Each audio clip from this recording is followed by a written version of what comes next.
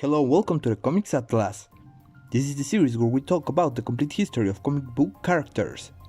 Today we get back with Peter Parker after his battles with Vulture and Kraven as we are introduced to a new villain. This is probably the most iconic story of our hero quitting, titled Spider-Man No More. It takes place in the pages of The Amazing Spider-Man issues 50, 51 and 52. Without further ado, hop on and let's begin. Our tale starts with good old Spider-Man stopping an office robbery, but even at that, the people he saves still doubt whether he's a hero or villain. Back at his apartment, breaking news, Aunt May is ill again, for like the 10th time. She's kind of okay for the moment, but Peter goes on another guilt trip after seeing her sleep. The next day at college, he flunks a test and refuses an invitation from Gwen. He's really having a tough week, only to hear J. Jonah Jameson trash him live, calling him an egomaniac, a threat, and a fraud.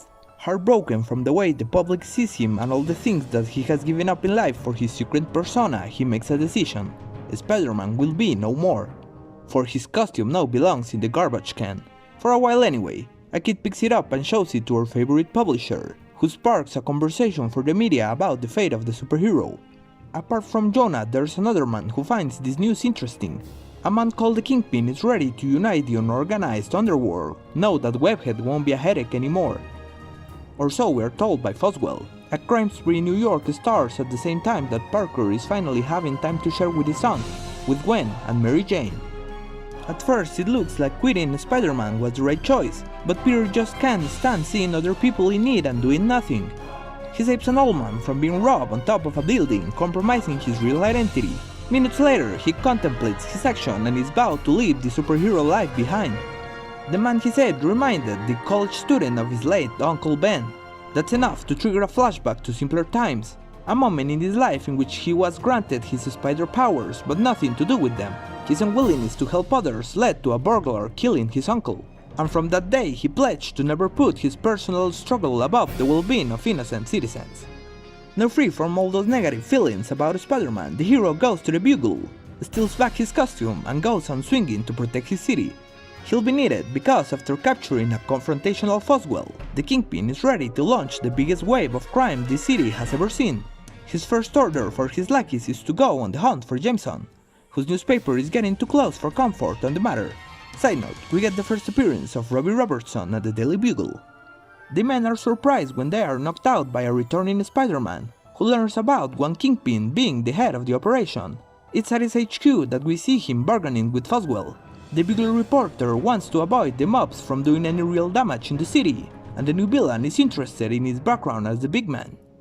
For a moment there's a scuffle at the place. The guys who escaped the Spider-Man's last attack are now returning for a vengeance against the new leader of the mobs. We see him put aside his disintegration cane and just kick their asses with his bare muscles.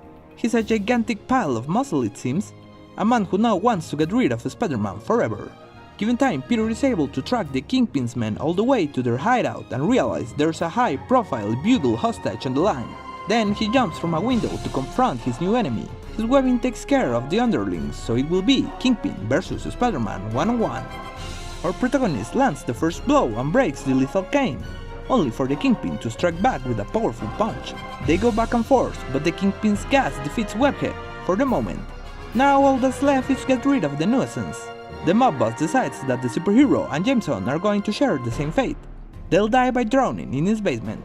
Just in time, Spider-Man awakes and has one last trick to skin the cat again. He envelops both himself and Jameson in a giant webbing bubble. The plan works masterfully when the henchmen go retrieve their dead bodies. They're surprised by this gigantic web ball from which the hero jumps off and beats them. In the middle of their battle for freedom, Jonah knocks himself out of action with a pipe. Nice. Now it's two guys Parker has to deal with in a few moments. In the meantime, he reaches Kingpin just before he turns on Foswell, setting up a nice rematch. Another brutal encounter which ends up in a tie when the villain escapes behind a gas curtain. Anyway, the escape is still not complete. Foswell runs away only to find his unconscious boss ready to be executed. He makes the biggest of all sacrifices and puts his body in front of Jonas's, catching a bullet and dying not long after. Spider-Man catches the men responsible, but it's too late. In the epilogue of the story, Jameson orders Ned Leeds to portray Foswell in the newspaper as a hero who died protecting him, the Kingpin as the new big bad villain in New York, and Spider-Man as an unpredictable wildcard. Peter hears it all and curses his boss, only to realize it's only a bluff, and he'd probably go on and save him all over again if he had to. As he says at the end, there's probably a moral in all of this, but he's too pooped to worry about it. This is quite an interesting tale about what it means to be a hero for Peter. We often read about him speaking to himself on what it's all about. Does he do it for the thrills and glory, or does he still keep the promise of Uncle Ben to help others? In this story, we are reassured the latter is the right answer, as Peter fights not only to stop crime but to save the man who hates him the most. During the story, we get some interesting changes for the comic going forward. Exit Frederick Foswell and enter Robbie Robertson as Jameson's right-hand man. Foswell aka Patch was never a favorite of mine. It always seemed he was either doing something uninteresting at the Bugle or being ineffective as his alias. Hopefully Robbie will have more charisma and personality. On the other hand, Kingpin is there. I mean, he's fine as the new mob boss, but still, he's not the Daredevil nemesis he's known for today. He will grow for the worse in the future, I'm afraid.